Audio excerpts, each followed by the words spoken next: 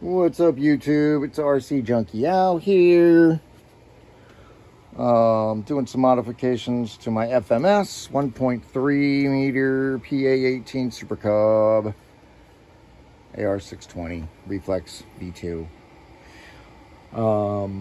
The 1.7, from what I've seen on videos, has a nice, like a dual landing light. Seems like it's got like brighter navigation lights, so I decided I wanted some superpower lighting, and this is what I'm doing. These are a lot bigger than they looked on the internet when I bought them. A lot bigger. Like, I was kind of picturing about the width of my pinky. These are bigger than my thumb, but anyway, got them in there. Also did some like Gorilla Glue. Or no, actually, this was like a modeling epoxy type of a stuff. It's not really a mix, but it's called modeling epoxy.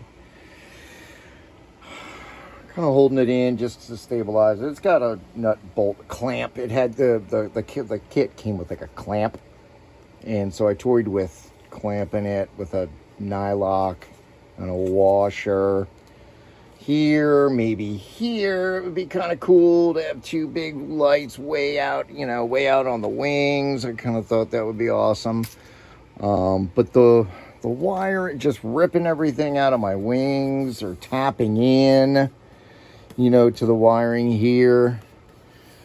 That just sort of, I'm not really there in my RC life just yet. I'm still excited about this paint job I did just on the tail feathers. Just on the horizontal too. I didn't even do the tail yet. So took her out flying today. And as it turns out, I've got like really two parks that I fly in my area, within a minute or two from my house, and one of those is near a pretty major thoroughfare going into Washington D.C. and apparently there was a bunch of people murdered on the road today, so like right there at that park. So I'm super glad I didn't go there today. I might have crashed my plane, with that.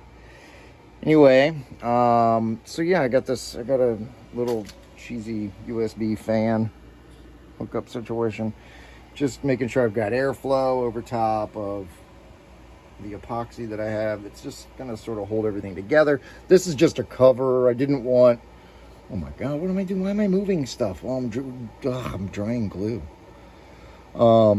This part here is just a cover. I didn't want exposed because I've already pre-stripped those wires. I've heat shrunk that, and I'm gonna kind of tuck them in. I'm gonna put another tiny little hole right up against, in the corner, right under there, just behind where the wing wires go in.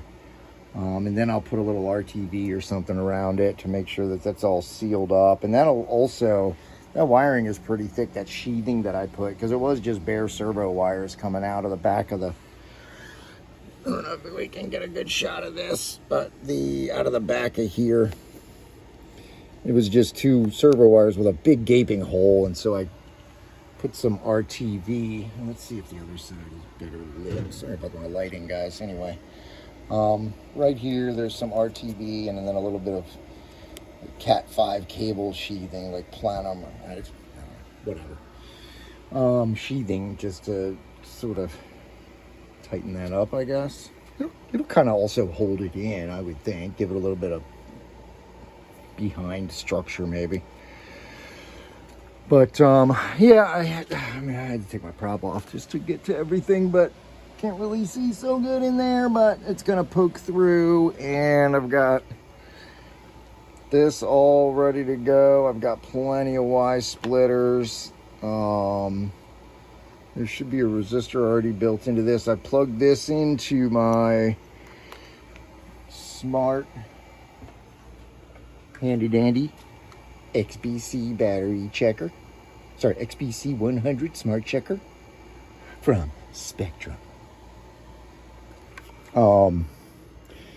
Tested it out, just did the servo test bit, and they are bright. I was super impressed.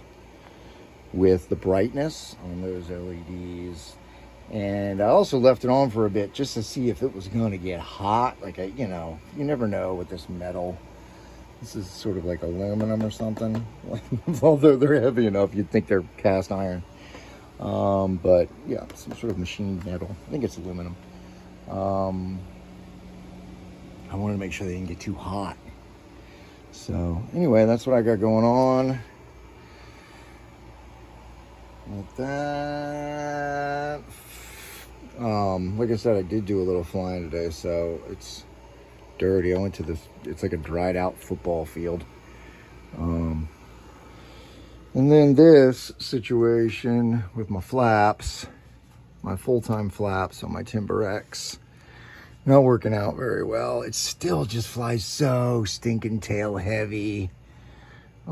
Just gonna have to bite the bullet and cut a hole through the other side so I can get to this control horn, get it disconnected, and mechanically adjust my elevator. I've tried the 800, you know, this big monster in there. It shifts. It's hard to really keep it directly on the center of gravity. Short of building like a Q-tip style cage inside the battery compartment, I don't really know what else to do. But none of these things are helping with the tail heavy, flying that thing around. So anyway, this is what I got going on. Thanks, guys. Anybody that's in the Comer Manor area, and you were affected by this shooting that happened, thinking about you, man. That's very difficult. Hope everybody is okay.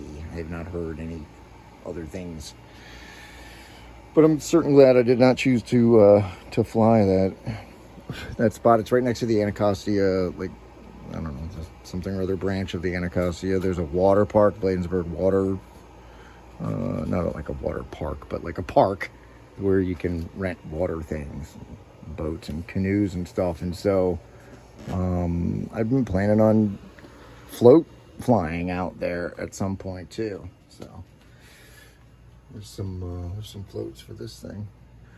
I've heard those are considerably tail heavy on these, on the Timber X, UMX Timber X's too. So yay, I get to fight that once I do the float flying bit. And I'll be dodging bullets too, apparently. Sorry, not fun. Too soon. Anyway, hopefully I have angered the entire internet now at this point. But just feast your eyes on this beautiful finish. Oh yeah, that's glorious. Thanks, YouTube. Catch you guys next time. Hopefully I'll be blinding you with some serious LED lightage. Take care.